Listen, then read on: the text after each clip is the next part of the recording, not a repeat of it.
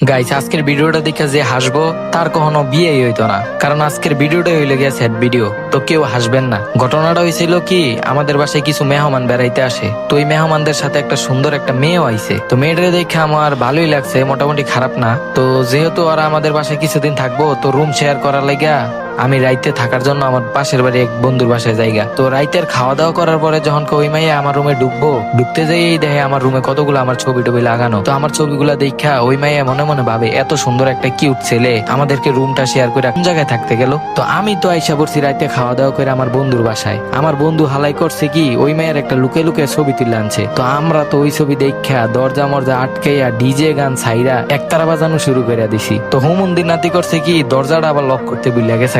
ওই মাইয়া খুঁজতে খুঁজতে গানের আওয়াজ শুনে আমগো রুমে ডাইরেক্ট ঢুকে গেছে। ঢুকিয়ে তো দেখতেছে আমরা একতারা বাজাইতাছি।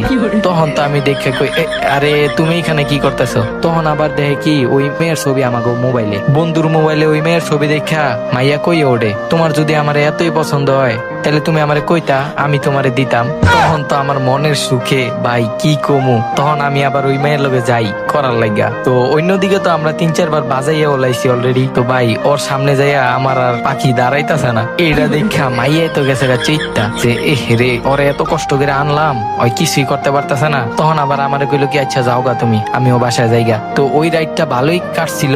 সকালে যখন বাসায় যাবো তখন যাই আমার ছোট ভাইতে শুনি ওই মাইয়া নাকি আইয়া আমগো বাসার সবারে কয়ে দিছে আমি নাকি পোলা না, আমার নাকি কিছুই নাই। ভাই এই কথা শোনার পরে বাসায় যখন ঢুকার পরে তো দেখি সবাই আমার দিকে তাকাইতাছে আর মিটমিট করে আসতাছে। এখন ভাই হাসমু না কানমু এটাই তো বুঝতাছি না। শালার মাইনকার চিপায় বললে মানছে এমনি পরে।